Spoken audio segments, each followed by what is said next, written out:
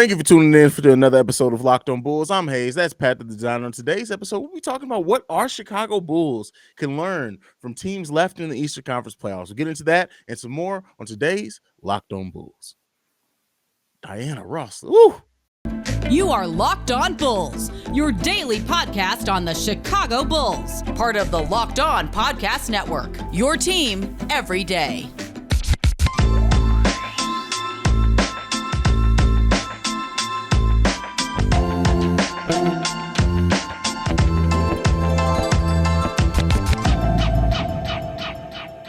Thank you for making Locked On Bulls your first listen every day. Locked On Bulls, member of the Locked On Podcast Network, or it's your team every day. Pat, first topic of the day, let's go ahead and jump right into it. Boom. The Bulls, looking at and surveying and watching these Eastern Conference playoffs and just the teams left in it, what are some of the things that stand out to you that the Bulls can still learn? One thing that this has taught me is that the Bulls shooting just was not good enough at all to really sustain a significant playoff run, because when you look at a team like Boston and how they are having some success, they won a game, but how they're having their successes against the Milwaukee Bucks, it really just comes down to hot shooting. The Bulls didn't have that, and that's one of the things that stand out to me. What's some of the things that stand out to you?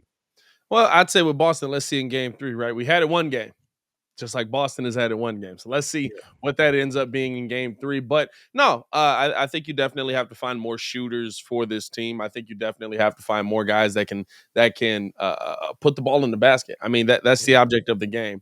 Do you have those guys on this team? Do you have those guys moving forward? I don't think that you do right now. And at a minimum, right, I feel like we have a lot of guys who are good off of the screen, a lot of guys who are good maybe attacking the basket, stop, pull up kind of thing. We don't have that guy that just stands there in the corner waiting for the ball to come to him. Ball hits his hands, he puts it up wide open, cash money on the 3 ball, right? That's where we have to find that guy, because that guy makes such a difference, right? I mean, Boston kind of has that guy in Peyton Pritchard. So maybe they'll be able to, sustain that moving long term with versus Milwaukee. But I think the biggest focus for the Bulls to get to this next level is just to make things easier on the guys that are here, right? How do you do that? Is that shooting? Is that size? Is it a mixture of both, which I think is probably what it is. For me, the focus would probably be finding the shooting, because, I mean, listen, it's basketball. You can find 7-footers. They don't have to be great. They just have to know, hey, when that ball goes up, you jump up there, you grab rebound. On the other side, if they come at you, you block ball. I don't need masterfulness. I wouldn't be upset if we had a Nerlens Noel in a situation like that or something. But to me,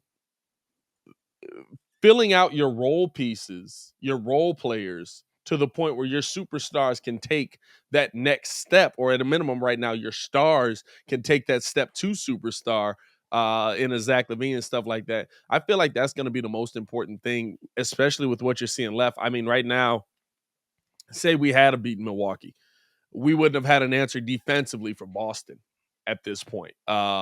We just based off of the injuries that we have right now.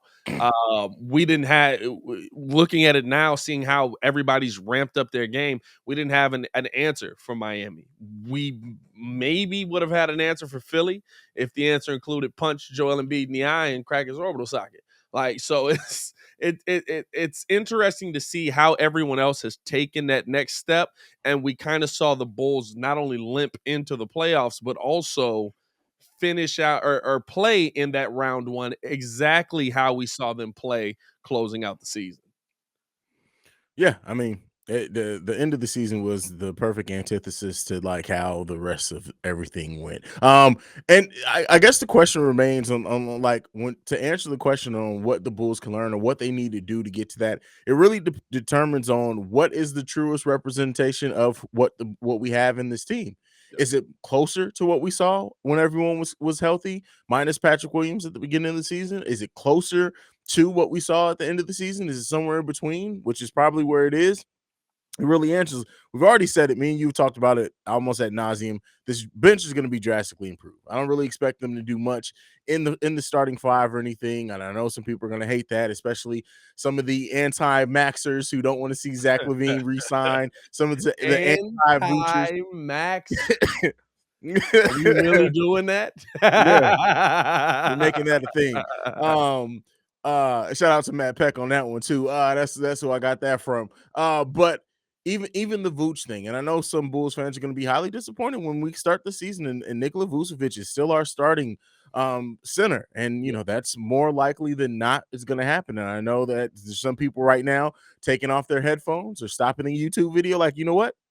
I'm going to go ahead and back away now because hey, we're here to be realistic. Even in like the people who are trade Zach for AD, it's not going to happen. The signing Mitchell Robinson, who all we have is a mid-level exception to offer. He's already on a mid-level exception money. Unless he just wants to play in Chicago at 24 years old and is going to turn down probably getting offered upwards between 15 and 18 million from a team to come in and be their starting center. It's not going to happen. So things like that. And, you know, when you have to look at like how this team can improve, you can look at the bench, but a lot of it also has to come internally. It has to come from health. It has to come from, you know, Lonzo Ball's knee getting back healthy and him getting back to being that wizard in the transition that we've seen. It has to come from acceleration from Ayo Dosunmu, growth from Patrick Williams, things like that. A lot of it has to come from that. And I know that's not some of the add water and want the Bulls to compete right now fans, but that's the more realistic option of it. A lot of these deals that you're seeing are people just searching for off-season content to get clicks. It's not realistic. It's just not going to happen. And so, you know, looking at this Eastern Conference Finals, to get back to the kind of the original topic, it's just honestly the Bulls just weren't there. But they weren't meant to be on the level of those teams. To go back to what AK said, and you've touched on several times, a lot of it also comes from continuity. Yep. And we have to get to that point. That has to build over time. You can't flub continuity. That's one thing you can't fake. As good as the chemistry looked early in the season when we thought they were going to have kinks to work out, there's still a difference between having instant basketball chemistry and continuity. And that's something that just has to come with time. Go ahead, Pat. No, I agree with you. And I think that the something that the Bulls should really look at is how do you get Patrick Williams to the point where he's making life easier, not only for Vooch, because I think we saw that, right? When P. Will came back, he was focused on rebounding. All of a sudden, Vooch was like, hey, you rebound too? You're the first person that's done that since Lonzo left. I mean, if I'm not mistaken, like, Lonzo Ball is our second leading rebounder, and he played 35 games. I'm pretty sure on. I don't remember, but I think 35 is that all Lonzo played? Lonzo played 35 games this season. I think he's our second leading rebounder on the team. You know what I'm saying? Like, wow. There's a lot to be said, or at least he's near the top, right? Like 35 games. There's a lot to be said about where our deficiencies were this season. And so, but it's not just about making life easier for Vooch. It's about how does Patrick Williams and Ayo Dosunmu's ascendants make life easier for Zach LaVine? How does it make life easier for DeMar DeRozan? Because here's the thing.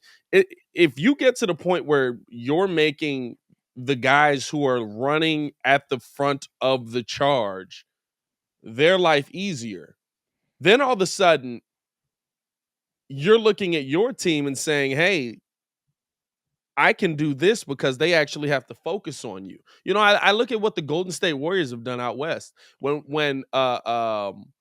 they won that game one, me and my brother were talking about it, and he was like, I would go to Jordan Poole here because he's got the hot hand and you know, they probably expected to go to Steph. And I was like, you can go to anybody. Are they going to Jordan Poole? Go to Steph. Are they going to Steph? Go to Clay. Are they going to Clay? Go to Wiggins. Are they going to Wiggins? Go to Gary Payton II. Like the things. Shout out to Gary Payton II, by the way, because that man finna get paid.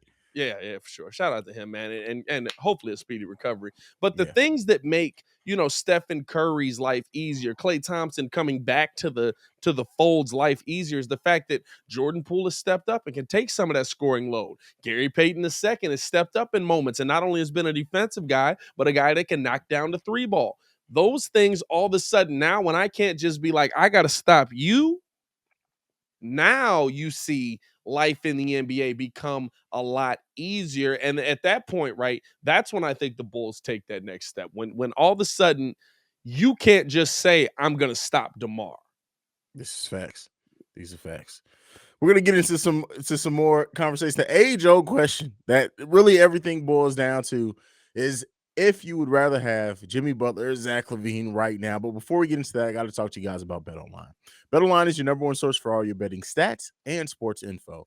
Find all the latest sports developments, league reviews, and news, including this year's basketball playoffs, Major League Baseball, and this weekend's run to the Roses as the Kentucky Derby is back. Come on now, give it up for the Kentucky Derby. Those are some of the greatest athletes in the world right there. We understand. The jockey or the horses? The horse I got an argument for. The horses. The horse I got an argument for. That's not bad. Horses. Listen, that's all muscle. Imagine Dennis Rodman like 7 times. Yeah. BetOnline is your continued source for all your sports wagering information, from live betting to playoffs to esports and more. Head to the website today or use your mobile device to learn about the trends and action. BetOnline, where the game starts. Now, before we start, I also got to talk to you guys about NBA Draft Big Board. Make sure you guys are checking that out. Listen, the draft is coming. That's all I can say to you guys. The draft is coming. Get to the NBA Big Board. It's available wherever you get your podcast. You're going to take an in-depth look at the NBA draft, mock draft, player rankings, and, of course, Big Boards. It's hosted by Rafael Barlow, Richard Stamen, Sam Ferris, and Leaf Tulling. Go and check those guys out, man. I know I'm going to be checking them out. I'll be getting a lot of my draft information from them. All right, Pat, we got to get into it. This is going to be the question that lasts as long as Zach LaVine is in a Bulls jersey until him and Jimmy Butler are retired. The age-old question is always going to be there. Who would you rather have, Jimmy or Zach LaVine? I'm just going to give it to you. I'm not even going to give my answer. I'm going to turn it over to you. I love Zach. Jimmy, though. I love Jimmy's Zach. the answer. Yeah. I love Zach. I feel like Zach LaVine can take another step. I feel like Zach LaVine can get to another level. But right now, Jimmy Butler has. And Jimmy's proven that he's a leader. And Jimmy's proven that he's willing to fight for what he wants to do on the highest level. Not to say that Zach LaVine isn't showing fight. Not to say that Zach LaVine isn't showing heart. But Jimmy Butler's just, he's shown that not only am I going to be able to do it, but you can put pieces around me that maybe aren't the best pieces in the NBA, and I'm going to get them to work harder. I'm going to get them to that next level. I'm going to make my team better because this is my team, and I want to see them succeed just as much as they want to see me succeed. Now, go ahead. So I just want to insert here. So yes, Jimmy Butler's leadership style has worked on the Miami Heat, but let's not forget it fizzled out in Minnesota. It didn't work. And Jimmy, you have to have a certain mindset to be able to take in Jimmy Butler's leadership style. It seems like just from the other stops that he's had. But I also want to point out too that the fact that Gar Forman and Paxson did not know how to build around Jimmy Butler, if they would have learned it, we wouldn't have AK and Eversley. We would have still, if they figured out a way to build around Jimmy Butler, we would still have Gar Paxson power right now. But go ahead, continue cooking. But I mean, if you figure out a way to build around Jimmy Butler, right? I mean, you got to think you're probably going through a similar progression of coaches. You might end up getting a different head coach in the building after Fred. You might not go to Boylan in that situation, right? But I mean, like, if we're being honest about it, Jimmy's style works because he had players young enough that he could bully. Just like how he got bullied when he showed up in Chicago with Thibs. Like it's that style of, I guess bully's the wrong word, but mold into that mindset, right? Like Jimmy talks about practice in Chicago, and he's like, dog, everybody be cussing each other out because we're going that hard, we're attacking that hard, we're fighting that hard, right? So for me, that's just his style, and Miami fits that. Yeah. I think Minnesota was an awful fit just because Thibs wanted to turn them into tougher players than they were, which probably would have helped them because let's be real, Cat is Charmin soft out there in the playoffs. It don't matter. I don't care what nobody say. That man is weak. We should go get Cat. We should go get Karl Anthony Towns, the dude that put up 11-5. He put up more fouls than he did jump shots in one game. That's the dude we want to go get. Listen, but it fits his voice. Like the moment I heard Cat talk, I was like, this is why he's so soft. Like he sounds like if you hear like if Cat tried to talk tough to you, you literally be like, boy, you ain't got enough bass in your voice to be saying all that, man. The only thing about Cat that cracks me up is that like I'm cool with it when Muzz be like, oh, he trying to be Kobe. Like, okay, he's trying to be a guy that he emulated. That's really cool. But when he talk like Kobe, it's kind of funny. I ain't gonna lie to you. He be trying to do like the Kobe voice. He be like, we got to do it one game at a time, and we just got to be like, dude, shut up. Like, you ain't talk like this all season. You know, you come into them press conference and be like, I'm going to go home and enjoy some wine and just, try and relax. And take Cat is definitely the type of person who goes home and drinks wine and watches anime. Bro, you didn't see. First off, don't diss anime. No. Anime is fine, but I'm saying like you don't sip wine and drink anime. You didn't hear him in the playoffs when he said that when he got blown out. He had an awful game. I think it was game 1 or game 2. Game 2. He cooked in game 1. Game 2 said, "What are you gonna do now? I'm just gonna go home and drink some wine and try and relax." And it's like, boy, if you don't get ready for this next game, I'm telling you, I actively avoid anything where Cat is speaking because his voice irritates the holy hell out of me. Like I'm just being real with you, brother. Just being real with you. But I feel like that was a bad situation for Jimmy Butler because of the guys that were there. Wiggins didn't want to take that step. It seemed like Wiggins was very content being the number 2, and Jimmy wanted him to, and Thibs wanted him to, and Cat just wasn't strong enough to deal with it. But in Philly, they chose Ben Simmons over Jimmy Butler. I'll tell you right now, Philly would absolutely rather have Jimmy Butler right now. Philly literally gutted their team to get James Harden in there. And if we're being 100% honest, has it really done a ton? Like, does anybody feel like Philly's really going to be a championship contender this season? I said I didn't expect it to happen. Now, I will say this. I didn't call it this early on. But I said by the middle to end of next season, they're going to be completely over James Harden. When you see Maxey not even wanting to sit next to James Harden, this is Maxey. Yeah, the young fella. You feel me? Like the time, it's already written when it comes to James Harden and Philly. I'm telling you guys, man, listen, it's not going to be looking good there. But yeah, and listen, it's no slight to Zach, right? Like I think that the thing is, you want Zach to take the steps that Jimmy has taken. Jimmy, and for everybody in the comments, because I know it's coming, right? The Jimmy was a diva comment, which he turned into, but he just wanted to win. This the thing. I want divas. Like it's like when people say like, "Oh, I wouldn't want that wide receiver on my team. He's a diva." You know what that means? To be a diva, you got to be good. Now, I wouldn't say I want 5 players of divas on the basketball court, but at a minimum, right, you got to be at that next point where you're coming in every night putting up 20 to 25 points, where you're playing lockdown defense, because you can't be a diva and be a scrub. It don't work that way. So like, if Zach LaVine become a diva, guess what?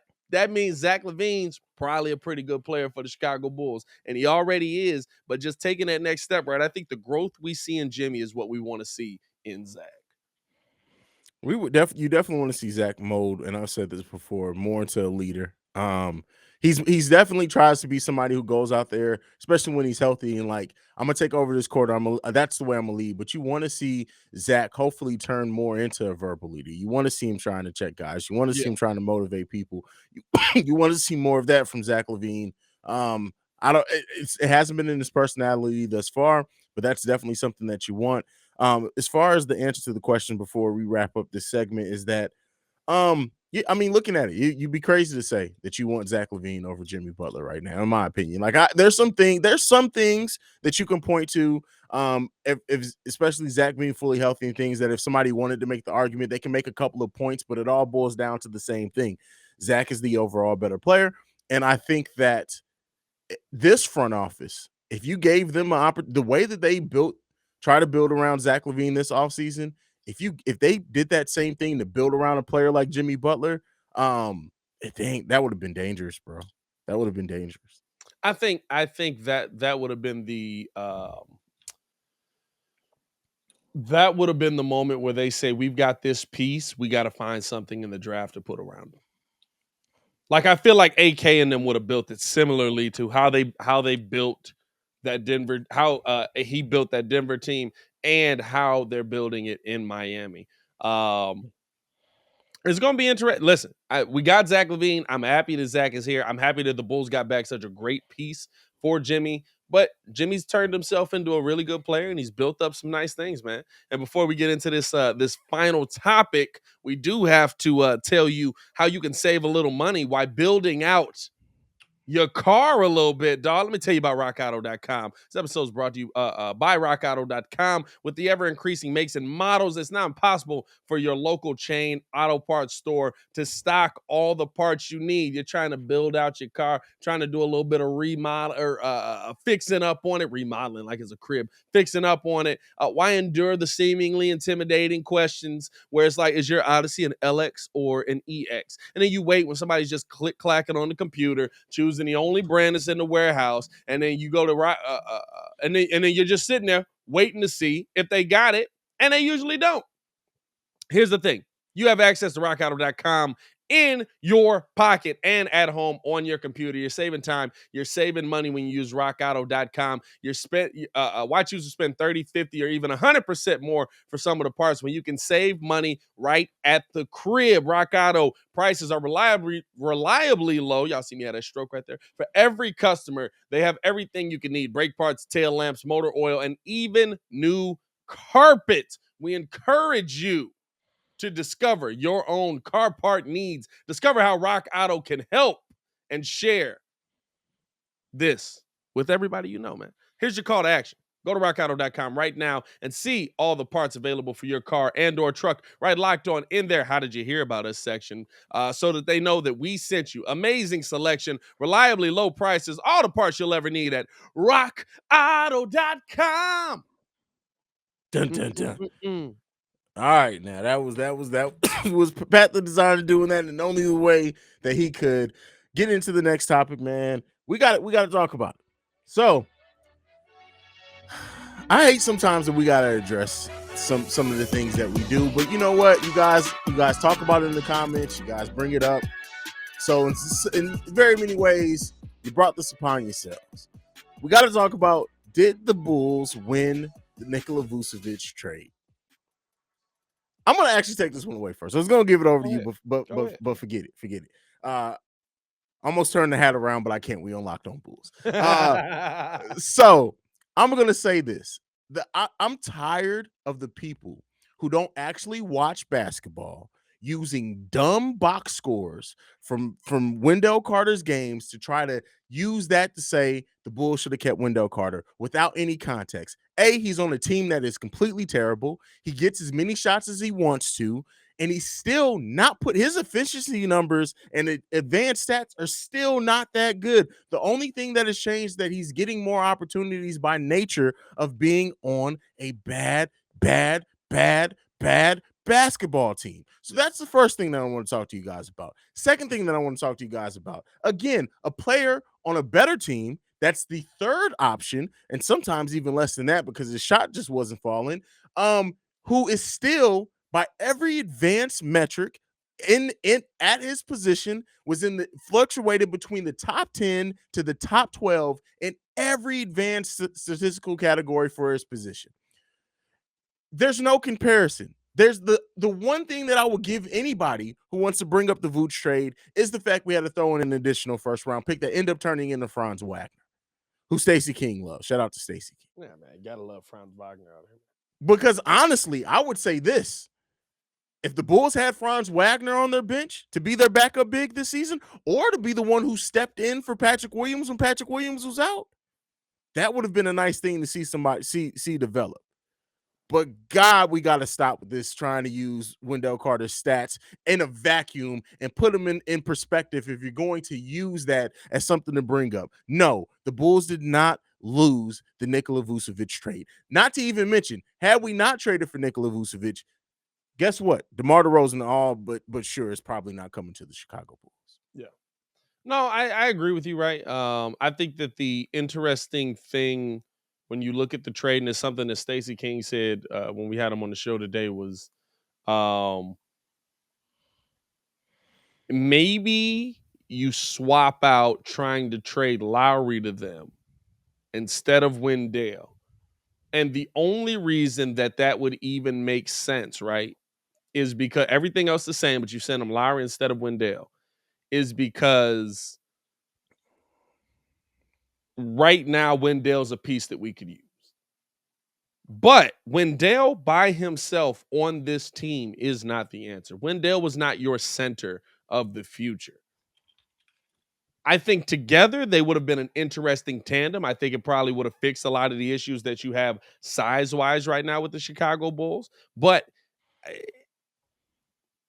Wendell Carter is not the 5 on that team, and he's standing next to a 5 that's doing some really good things in Mo Bamba and developing really nicely. But you also have to take into account, does it fit the timeline? Right? You had to prove to Zach LaVine that you wanted to win now. Nikola Vucevic is a win now piece. Nikola Vucevic is I want to put pieces next to you that tell you that, hey, we're going to get you some help scoring the ball because the only scores you've had on this team in the past 5 years is you, Walt Lemon Jr., and Antonio Blakeney.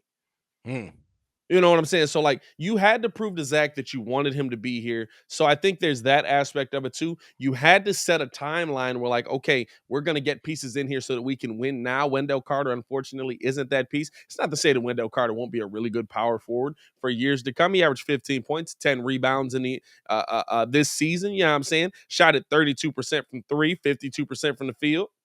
Guess what? That's a better Wendell Carter than we had here.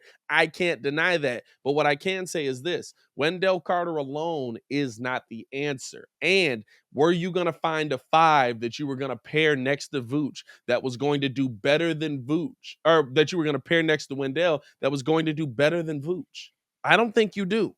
And so, to me, of course, the Bulls win this trade because without Vooch, you're not in this position to make the playoffs this season.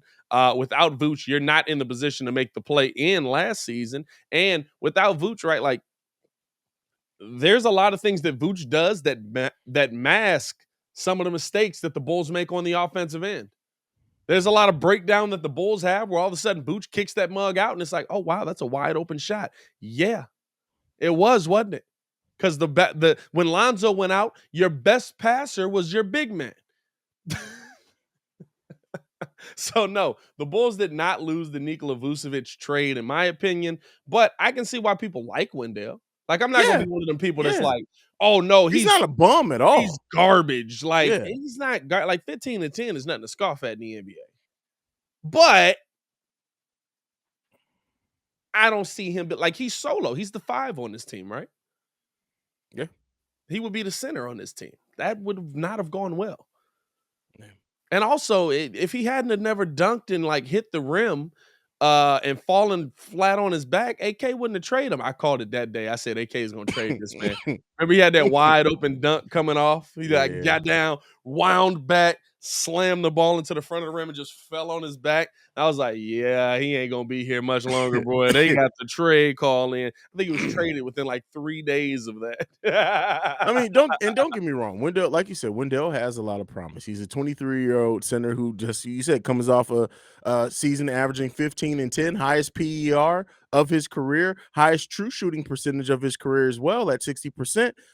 So yeah, there's a lot of promise there. But it doesn't get this Bulls team very much closer when you look at that. If you're talking about in a vacuum, just keeping everything the same and keeping Wendell Carter overdoing the Nikola Vucevic trade. Like I said, I can understand you saying that additional first round pick being thrown in there, but there's a lot of things going on with this team, and there's a lot of things that Nikola Vucevic does. You know what, and that's the thing too. It's always easy to point out a player who does something that a player on your team doesn't do. but it's harder to actually evaluate the fact that whoever you're talking about bringing in probably doesn't do a lot of things that player that you want to get rid of does do. And that's a very much, and listen, I'm not wanting to say that we can't, shouldn't, and try to upgrade from Nikola Vucevic. We probably should. Is it likely to happen? No, it's not likely to happen this offseason. We hear the comments from the team, from AK and Eversley. But I do think, especially with Nikola Vucevic having an expiring contract, be on the lookout for something to maybe happen at the deadline. Be on the lookout for something to maybe happen in the offseason. It's just not likely. But we'll see what happens. We'll see what happens. And, Vooch gets a lot of hate, but Vooch had to cover a lot, right? The guards didn't do him a lot of favor on letting them blow by him and getting him out of position when it comes to things. He did some things defensively. He had some stretches defensively where Nikola Vucevic looked damn good defensively.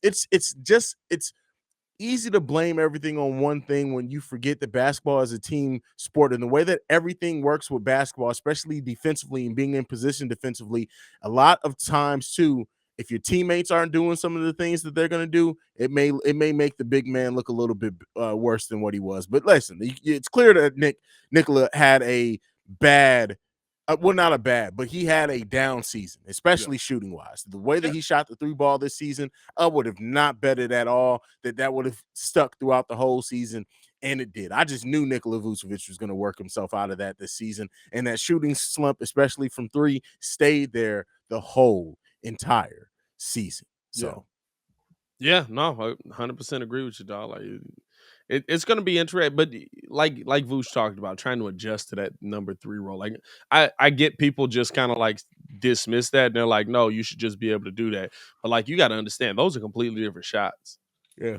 Like, if you've hooped and like you're the star on your team, and then you go to being like the third option, it's literally you have to stay ready mentality, because you don't know when you're going to get the shots. They're completely different shots, because usually they're shots when like the play is broken down, or it's a dump off and the star on that team is just kind of getting rid of it because you're the last option. There's not a ton of plays run for you. I think we saw Vooch getting more plays run for him in that second half of the season when the Bulls were just kind of looking for answers. So I think a second year of him playing third fiddle might do him a little bit of good. But then, listen, does he go from 3 to 4 if Patrick Williams emerges? You know what I'm saying? So there's going to be a lot to go into next season. But I will say, like, at a minimum, if somebody's playing bad and they're giving me 17 and 11, like, I feel pretty good about that. Yeah, I mean, and Nikola Vucevic's usage rate from being on the Magic last season to the Bulls this season went down by 6. And then even from after he got traded by the Bulls, which his usage rate went down by 1.2, it's still down from the season he finished out with the Bulls last year to this season by still 6. So he's getting considerably less amount of shots, but the way he's getting the shots also changes. Now his true shooting percentage stayed about the same overall, but imagine what it would be like had he hit that 3-point percentage at a better clip like he did. So it's a lot of things going on with Nikola Vucevic there. We'll see. And it may just be 2. And I said this at the beginning of the season. Nikola Vucevic is 31. Big men, when you get to that 30 range, when you're 260 pounds and 6'10", it can start slowing down on you. We may just be seeing Nikola Vucevic just starting to slow down. This actually might be the best role for him. Now, the problem is he makes a lot of money, right? But this might be the best role for him for his career to continue to be really high output, right? Like, if you're 33, 34 and you're giving me 17 and 11, I feel good about that. Do I feel good about that at 20 plus mil a year? Maybe not, right? But I mean, that's another couple of years. AK has talked about keeping, or no, what is that, next season, right? Next season will be his last year of the contract. AK has talked about keeping this core together. Are you going to be able to get Vooch on a little bit of a discount deal? And then all of a sudden you Bulls fans feel better about him, right? The weird thing is, like, the only reason people are upset by him is like, he makes 20 what's he make, 20, 23, 24 mil, something like that a year. Like, he makes 24 million a year. It's like, bro, like, he here. Like, it's not your money. Like, like, I get if it's your personal 24 mil, but like, he's here and we're not thinking about getting rid of him. So it's gonna be what it's gonna be. I don't know. That was always weird to me. It'd be like, he make too much money to be playing like this right now. And it's like, I guess, like, I don't know. Listen, everybody loves counting other people's money, fam. That's what it boils Hey down man, to. check your pockets.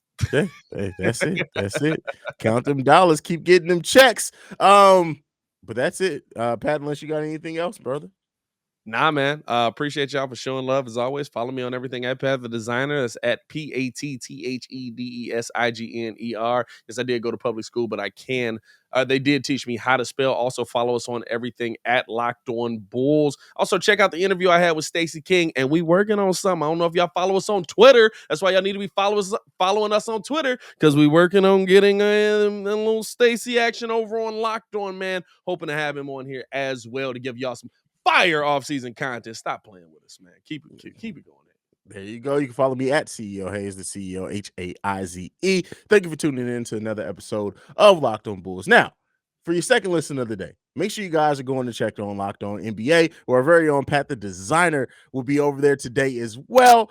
So you get from the first jump ball of the play-in tournament to the last possession of the finals. The Locked On experts take you deep inside the playoffs with insight and analysis affecting all 30 teams, and it's available wherever if you got us, if you're listening to us, you can listen to Locked On NBA. That's the way that it boils down to. So go over there, go check them out, support Pat the Designer. But that's it for us for today. This has been Locked On Bulls. We out this mug.